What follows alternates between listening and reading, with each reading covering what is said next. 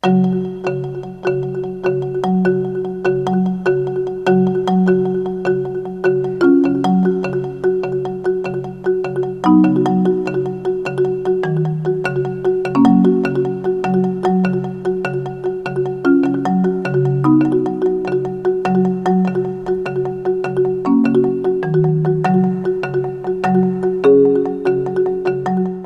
programa de Concultura de hoy será el primero, espero de muchos, dedicado a la pintura. Y para este primer programa dedicado a la pintura contaremos con la visita de María José Dana. Le preguntaremos un poquito de su vida y ella nos mostrará toda su obra. Contaremos por supuesto con Javier Mena, que seguirá desgranándonos los secretos de nuestra Utrera. En la sección de opinión de hoy hablaremos de nuevas tecnologías y de cultura. Y por supuesto me despediré de ustedes con la agenda cultural de los próximos días. No se muevan, que empieza un nuevo programa con Cultura.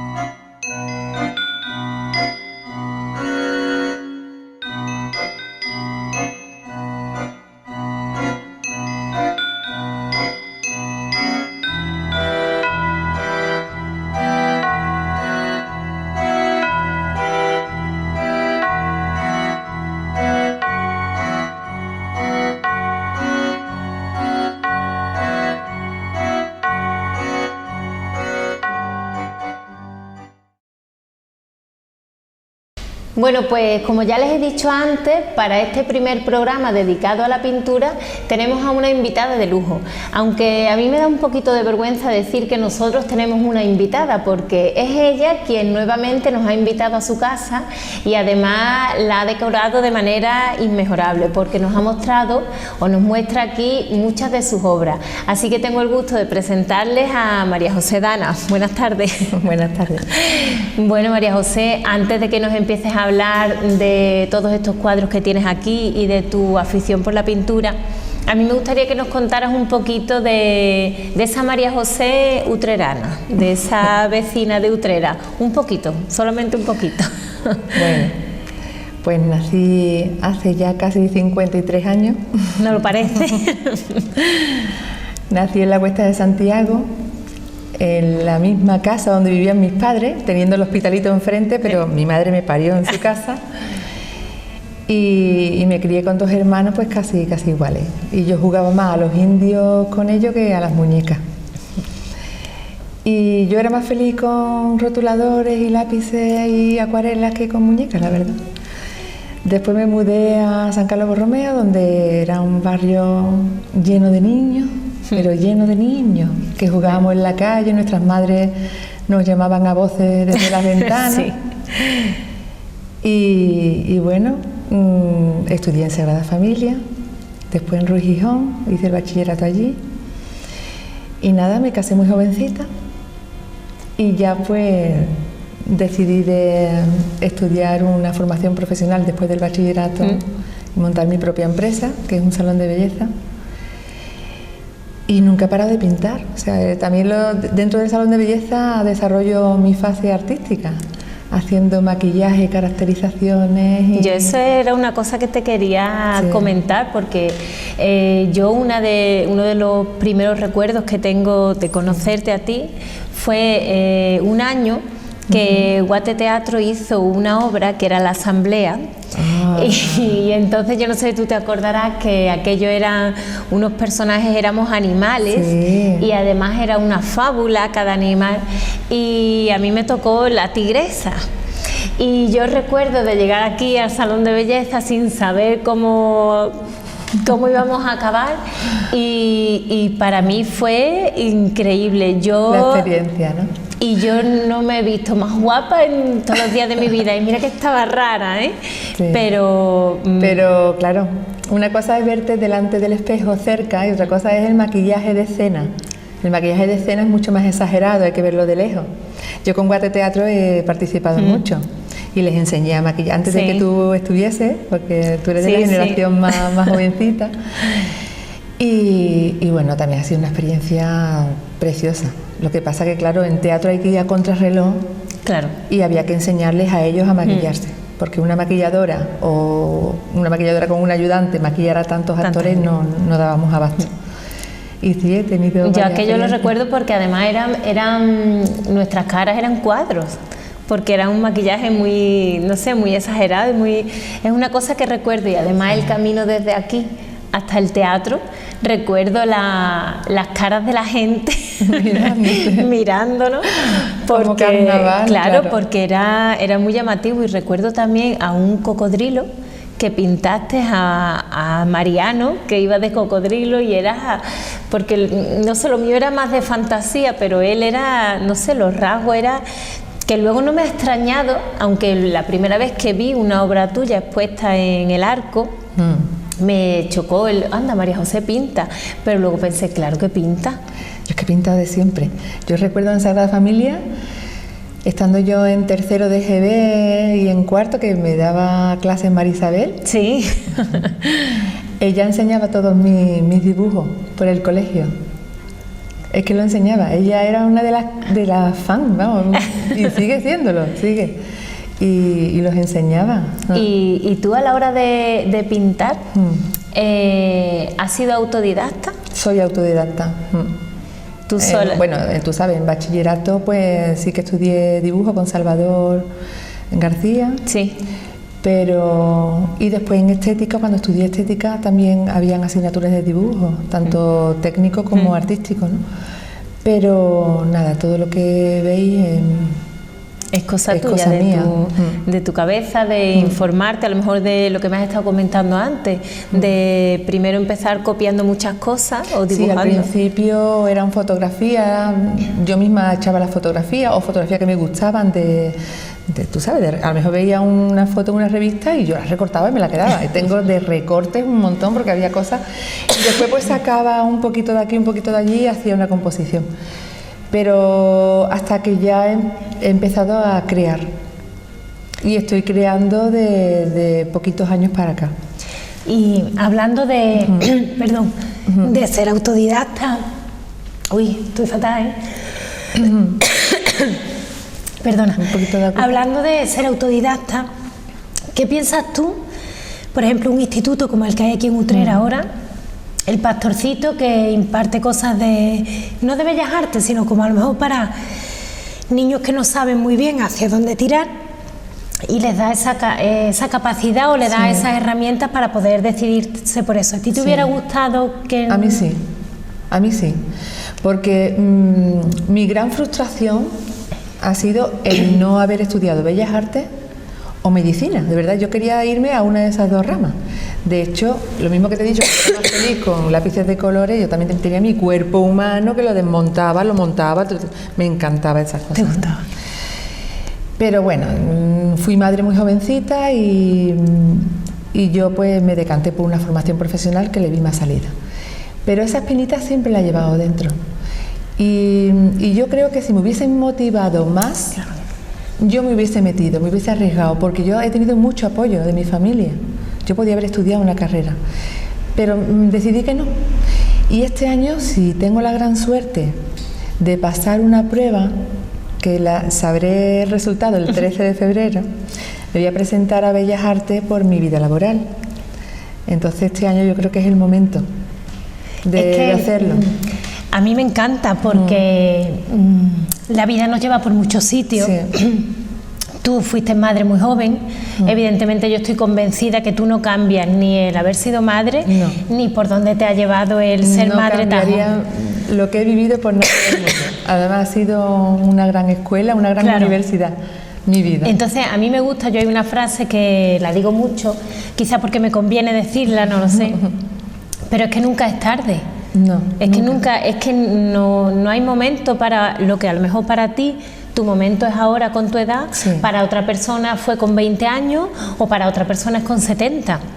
Entonces, el descubrir a lo mejor tú lo que tienes ahora, porque bueno, que fueras una niña que pintara bien, habrá muchas niñas que pinten bien, pero yo lo que veo en tus cuadros, yo te lo he dicho antes, yo no entiendo de pintura.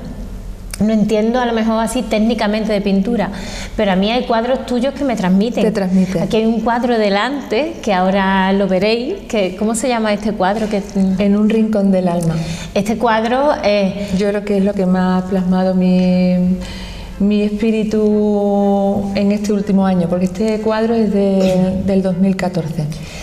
Yo que te conozco, me dice mucho más, pero sin conocerte, yo creo que cualquier persona que vea ese cuadro transmite. El cuadro que tenemos detrás tuya, estaban diciendo, es que tienes el mar de fondo, es que tienes el mar de fondo, es que falta que se muevan los juncos, eso es lo que falta.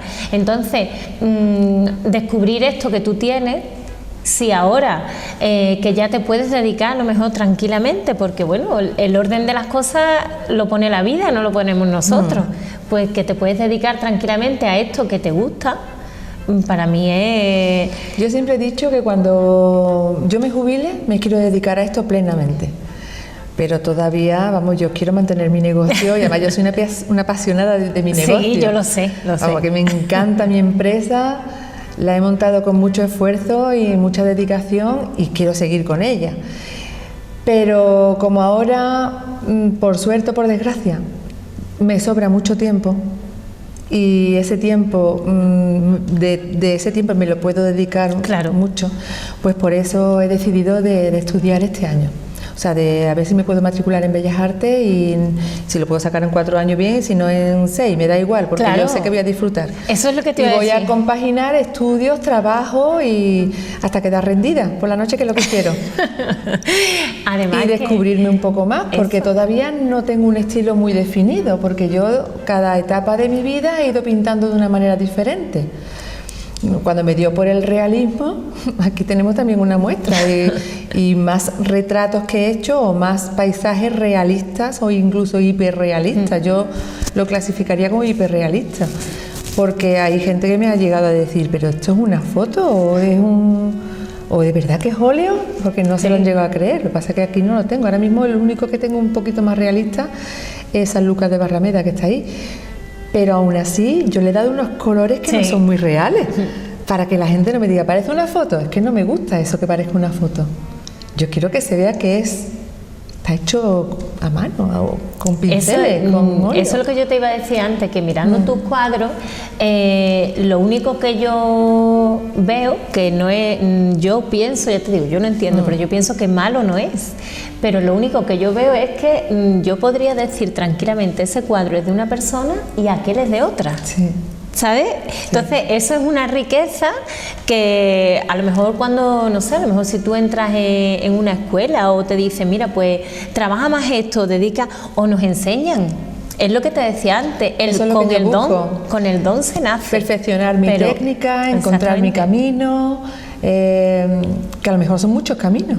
Claro. Es que no lo sé. Exactamente. Por ahora he tenido muchos caminos y no es que una persona tenga muchas personalidades, sino que lo que sí tienen es eso, muchas etapas en la vida. Eso, o quizás que cada vez... circunstancias que te van marcando y bueno, y a veces pintas con más ánimo, menos ánimo, o lo que tú quieres plasmar en ese lienzo es eso, es el espíritu que tú tienes en ese momento. Es que el ser autodidacta supongo que también te hace pintar eso, pintas como te sientes. Sí.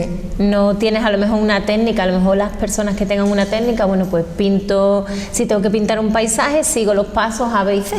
Y después ya le doy mi... Y tú no, tú pintas, pues si pintas ese paisaje y ese día o en esa época estás de una manera, pues ese paisaje transmitirá una cosa que si estás de otra, ¿no? Lo que sí tengo muy claro es que yo siempre he sido una persona muy positiva, siempre he mirado hacia adelante y a mí el color me encanta, ¿entiendes? Siempre. Incluso el cuadro de Reparando Redes, que es un cuadro que encierra dentro un gran mensaje, que aunque con la dureza del viento, del mar, de estos pescadores que se levantan temprano, que a veces no tienen una buena jornada y están... O sea, el cuadro tiene un mensaje duro, pero yo le he metido colores muy alegres. Ese cuadro lo hice yo en el 2013, porque todavía en el 2013 yo tenía muchísimas esperanzas sobre un asunto personal. Quería alegrar muchísimo a la gente que tenía a mi alrededor y ahí plasmé yo mucho mensaje, pero mucho color. Y a mí el color siempre me ha gustado mucho. Claro, ya el año pasado ya tenía yo un semblante diferente. Entonces ya el color no lo utilicé para nada. Pero ese cuadro tiene color. Pero sí tiene color. Lo que pasa es que apenas se aprecia. Tiene tonos verdes, tiene pardo, verde. tiene azules, tiene violáceos. Mucho blanco, mucho negro, muchos grises. Sí. Pero sí quiero que la gente vea la luz al fondo. Tiene color y además ya a lo mejor ya esto es mirando el cuadro sabiendo la historia del cuadro, ¿no? Sí. Pero el cuadro al principio en esta parte tiene color y al fondo tiene color. ¿Tiene al fondo, luz? Claro. Al fondo tiene luz. Entonces no sé, a mí este cuadro ahora, por favor, lo vamos a poner porque a mí no sé. Yo creo que es de los que más ha impresionado. El más tan grande. La exposición internacional de Tetuán, que llevé yo a los pescadores Reparando Redes y en un rincón del alma, este fue uno de los favoritos. Fue uno de los favoritos. Eso es lo que yo quería, que nos contaras un poquito también, porque nos ponemos a hablar y como a mí me apasiona escucharte, y que nos contaras un poquito las exposiciones a las que has ido, si tienes previsto más exposiciones. Pues hace 4 años llevé a un cuadro mío a la Orotava en Tenerife, fue mi primera experiencia. En el 2012 un desnudo al Soho de Córdoba. El año pasado en la exposición internacional de Tetuán, pero eso fue porque me enredó la mujer de mi sobrino Adolfo, Yolanda, que también es pintora abstracta, muy buena, me encanta. Ella fue la que me enredó y me animé y fuimos las dos, y expusimos las dos. Ella, como era arte contemporáneo, pues ella expuso con sus cuadros abstractos y yo expuse con estos dos. Y donde se expuso en un rincón del alma, que era en Cabo Negro se llama. Es una parte de Tetuán, es un estilo como la Marbella de aquí, es algo más sofisticado. Fue uno de los que más gustaron, porque la gente veía que era un cuadro muy simbólico. ¿Ese cuadro lo venderías tú? Le puse precio, lo que pasa es que le puse un precio muy alto. Porque no lo quería vender. No, en serio. Pero aparte que la cosa estaba muy mal para vender. La exposición no tuvo todo el éxito que se esperaba. Pero bueno. Después los pescadores sí se pusieron en Casa España, también gustó muchísimo. Y en el Museo de Bertucci también se pusieron una serie de cuadros de españoles que íbamos allí. Total, la experiencia fue positiva totalmente. ¿Y aquí has hecho exposiciones en Utrecht? En el casino. En el casino. Sí, en mayo del año pasado también. Y fue una exposición antológica. Tampoco tenía pretensión de vender, simplemente enseñar toda mi obra. Expuse 48 cuadros. Fue una aventura porque empecé a llamar a amigos, a familia que tenían cuadros míos y allí expuse casi toda mi obra. Y nada, simplemente para saber la opinión que tenía la gente de mi obra. Y para saber si tenía sentido seguir perfeccionándome, estudiando. Y yo creo que ahí fue cuando me decidí de Hombre, de presentarme a los de mayores de 40 años con la universidad, por mi vida laboral y todo. Hombre, eso debe...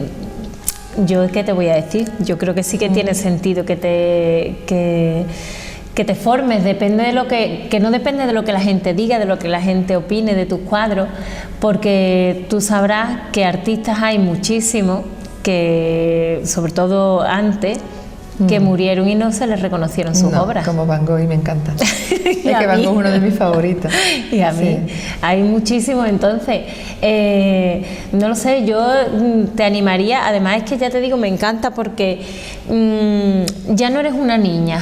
Aunque seas, aunque tu aspecto físico es inmejorable y siempre lo ha sido, María José, pero me refiero que no eres una niña en el sentido de que eres una mujer hecha y derecha, con una vida, bueno, como es la vida, con cosas muy buenas y con cosas menos buenas.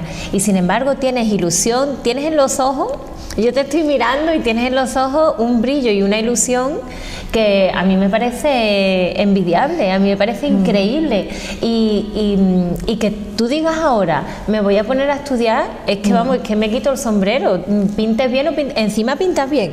Pero ¿sabes lo que me refiero? Que esa ilusión tuya, tengas ganas, tengas fuerza, que yo te conozco, yo sé algo de tu historia y tú tengas fuerza hoy por hoy para decir, pues claro que voy a pintar, aunque sea para eso, como tú has dicho, para llegar por la noche y acostarme, estar rendida y ya no... Y además esa carrera Bellas Artes también me va a ayudar mucho en mi profesión. Es que aunque tardes 10 años, yo creo que vas a disfrutar cada minuto que estés en la Escuela de Bellas Artes. Y además era algo pendiente que tenía y yo creo que ahora es el momento, y ya está. Sí.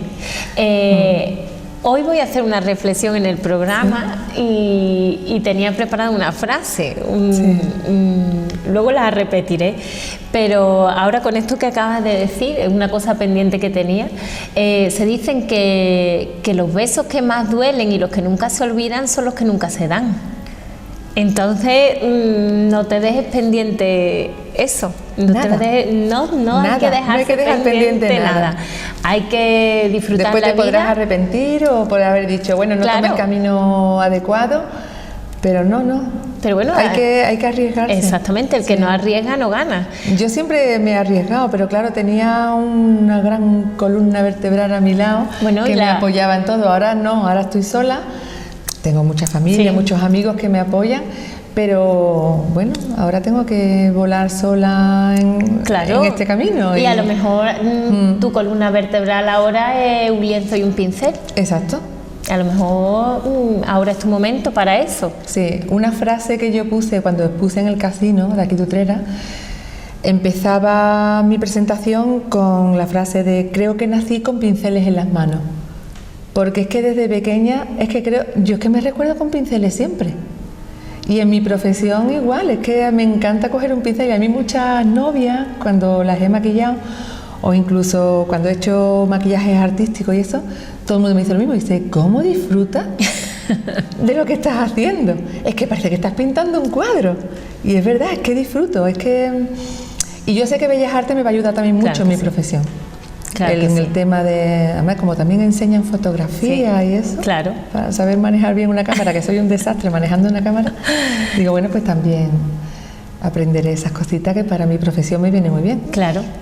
Bueno, pues te dejamos aquí, te dejamos a las puertas de Bellas Artes y en cuanto tengas otra recopilación de cuadros... Si no entro en Bellas Artes, seguro que me iré por otro camino para perfeccionar Exactamente. Porque eso es una lotería también. No, claro. Que pueda entrar en Bellas Artes. Aparte que cuando una puerta se cierra, se abre una ventana, ¿no? Exacto. Pues nada, María José, muchísimas gracias. Encantada de estar aquí, rodeada de estas maravillosas obras. Estaba muy nerviosa, pero he estado súper a gusto contigo y a lo mejor ese brillito ha sido también gracias a ti. Ay, muchas gracias. Porque te estoy viendo que te está gustando mucho. Lo que os he enseñado. Mucho. Y a mí eso me llena de satisfacción. Pues nada, señores, ya saben, si algún día ven exposición de María José Dana, no falten. Y ahora seguiremos con Javier Mena, a ver qué secretillo nos cuenta hoy.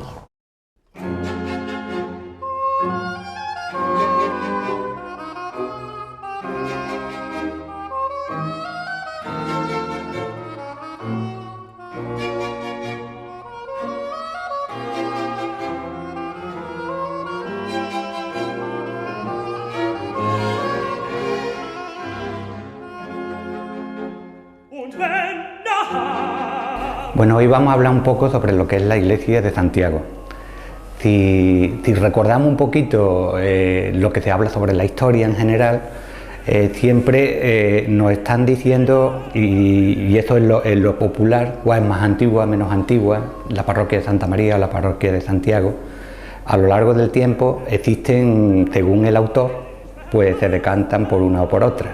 Igual que todo tiene su corazón, uno se decanta hacia la feligresía de Santiago y otro hacia Santa María, ¿no? Desde antiguo, estas pugnas que hubieron entre las iglesias dividieron a los lutheranos y hace que hubieran pleitos de siglos. Uno de los más antiguos estuvo presente el propio Rodrigo Caro, y es muy curioso cómo Rodrigo Caro se va retirando, porque al final hay una cosa muy curiosa, que es que el sacristán de Santa María, que se llamaba Francisco Sayas, tocó una regla que se llamaba regla de Santa Ana, que era el centro de la disputa, donde allí se hablaba si era aquello de Santa María, si pertenecía a Santa María o pertenecía a Santiago, esa hermandad antigua, ¿no? Una hermandad de 1380. Allí habían hecho, con un poco acierto, habían borrado la palabra Santiago, que estaba en gótico, y la habían vuelto a poner otra vez con caracteres humanísticos, Santiago de nuevo. Entonces, en el pergamino, que era un pergamino curioso, con todo ilustrado y demás, pues lo primero que llamaba la atención era aquellas llamadas que había sobre Santiago.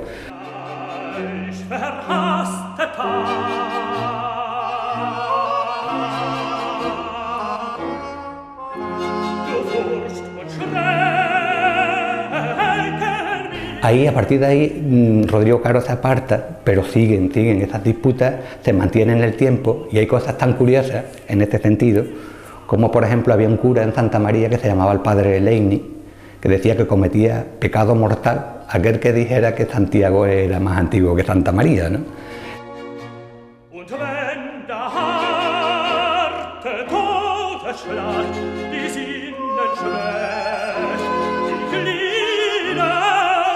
Este mismo sentido es muy de pueblo, y yo recuerdo, y además es de risa, como hasta hace relativamente poco tiempo en las iglesias de Arcos de la Frontera están Santa María y San Pedro. Cuando se rezaba el rosario en San Pedro, en vez de decir Santa María, decía San Pedro, Madre de Dios, ¿no? Algo por el estilo sí que hubo aquí en las iglesias lutreras, ¿no? Y sobre todo lo que tuvo de importante en ese sentido fue estas disputas llevó detrás al engrandecimiento de ambos templos, ¿no? Porque si se hacía, por ejemplo, en Santa María algo importante, lo más claro, por ejemplo, en arquitectura es la iglesia de Santiago. En 1597, Lorenzo de Oviedo, que era el arquitecto de los Reales Alcázares de Sevilla, pues hizo un crucero magnífico. La reacción de eso en Santa María pues hace que en 1619 Pedro Gutiérrez, junto con los Figueroa, pues hace el magnífico crucero de Santa María, con todos los angelitos músicos y demás, ¿no? O los retablos. Santiago había traído para la decoración de los retablos gente como Bernardo Simón de Pineda, y Santa María pues también estuvo un poquito anterior con Francisco Ballesteros. Son figuras súper relevantes. Francisco Ballesteros hace el retablo mayor sobre 1619, la reacción de Santiago inmediata. Bernardo Simón de Pineda, que es el mejor retablista de la época, ¿no?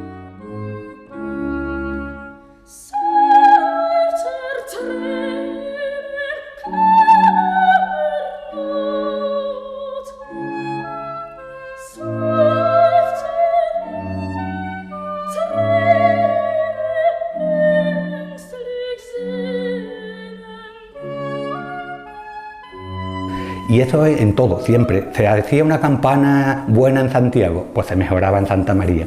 Eso llevó a contratar, por ejemplo, a orfebres, por ejemplo, como Zacarías Dietrich, que era un alemán que vino a Sevilla para hacer los cañones de artillería del Parque de Artillería de Sevilla, y que se le reventó uno de los cañones porque traía un sistema nuevo de serpentín y demás, y no le funcionó.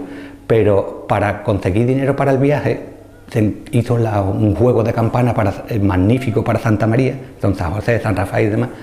Y Santiago después pues fue buscando la mejora, la familia de los Japón, que era también de los mejores, y la reacción de Santiago pues fue siempre así, ¿no? Hasta que Santa María ya no encontraba ninguno mejor y y eso es muy curioso, fueron a Génova, contrataron a Giovanni Mijone, que era el mejor de toda la época, y trajeron con gran pitorreo y zaña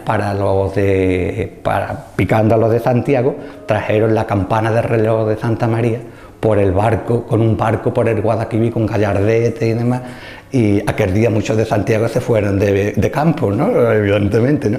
Y así siempre, o se estrenaban unas colgaduras en Santiago, pues la reacción de Santa María era mejorar.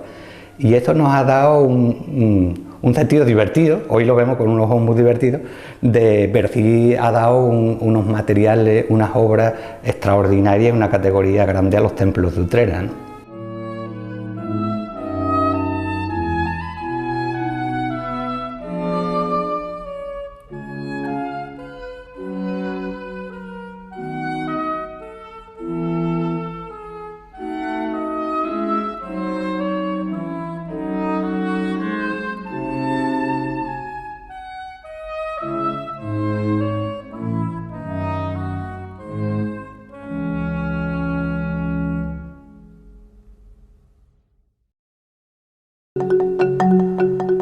Bueno, la sección de opinión de hoy la vamos a empezar haciéndoles una pregunta, y es: ¿qué creen ustedes que es necesario para ser artista?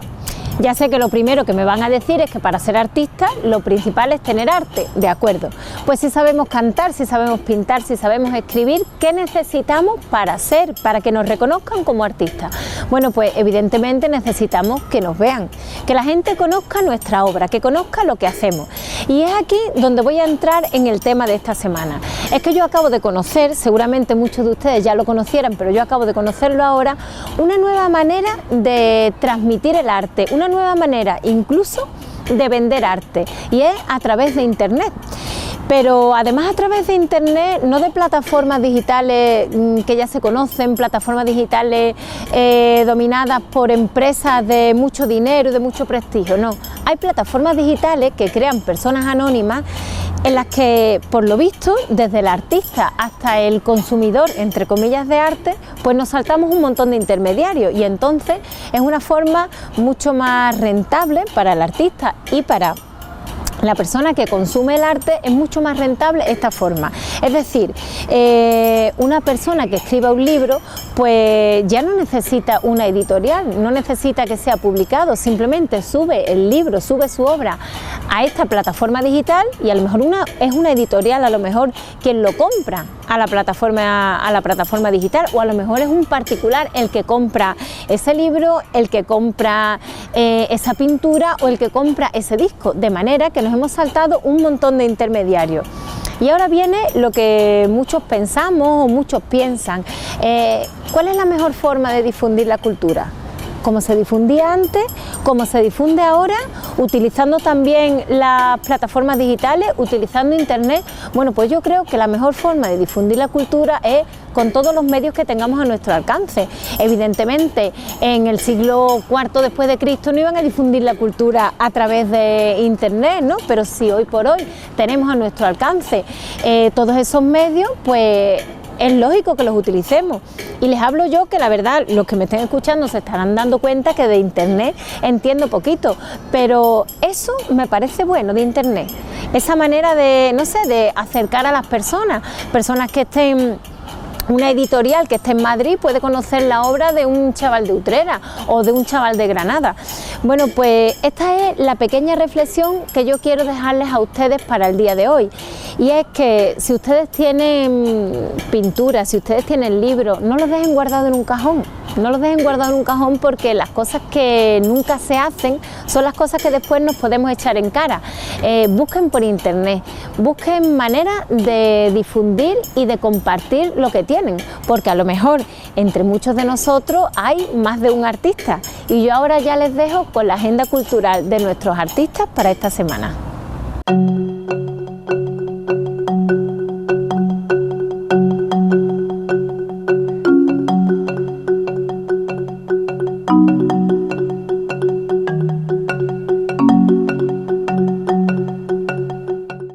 Bueno, y hasta aquí el programa de Concultura de hoy. Espero que les haya gustado y que lo hayan disfrutado tanto como nosotros. Hasta la semana que viene.